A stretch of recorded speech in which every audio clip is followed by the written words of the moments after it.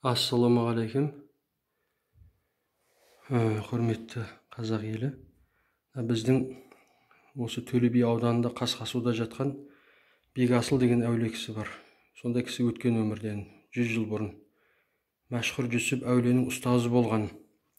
Хызыр алейхиссаламнан күнде сабақ алған кісілер болған. Бекасыл әулие. Сол кісінің бірнеше кітаптары бар, артында қалдырып кеткен. Мынау Жұлдызнама деген кітабы осы заманғы тілге түсіндіріліп аударылған. Осы Жұлдызнама кітабын тауып оқысаңыздар, биылғы тышқан жылы туралы айтып кеткен. Мінекей, тышқан жылы кірсе, Бекасыл әулиеміздің кітабынан, тышқан жылы кірсе, ол жылдың қысы құрғақ, жаңбыры мол болғады. Мол болғай. Яғни болады. Биыл қыс құрғақ болды, білесіздер. Оңтүстікте жаңбыр мол болды көктемде.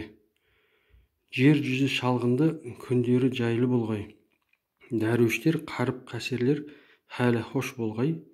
Күн батысқа ауған сайын жауын шашын аз болғай. Бұл жылы қан көп төгілгей. Патша мен бектердің уайым қайғысы көп болғай. Көп болған болады деп тұр. Шынында патша мен бектердің уайымы қайғысы көп болды. Яғни білесіздер, не болып жылда не болып жатыр елде соңғы жылдар. Ол жылғы керуен мен базаршылар хәлі мүшкіл болғай.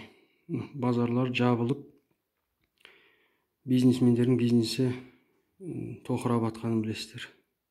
Көп бизнестер артқа кетіп жатыр. Жолда қарақшы көп болады, сапар сәтсіз болады дейді. Яғни ел ішінде өлім жітім көп болады. Уақытсыз күн күркірейді. Тегіс жерде селдер жүреді, қатты қорқыныш болады. Кей жерлерде топан су басып, үйлерді құлатады.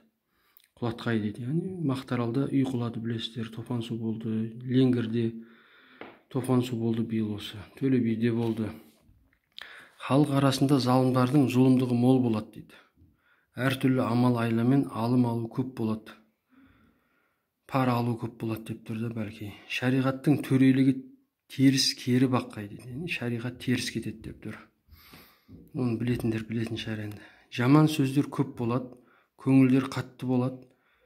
Қыңғыр қисықтың сөзі дұрыс, дұрыстың сөзі бұрыс болады дейді.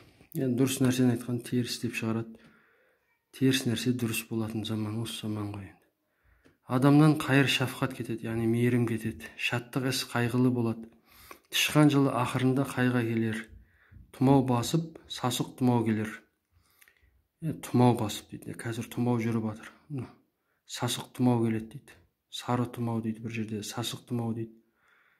Елде көз ауыру көп болады дейді. Мінекей осы тұмау қазір жүріп жатыр қазақ елінде. Бәлки дүние жүзінде.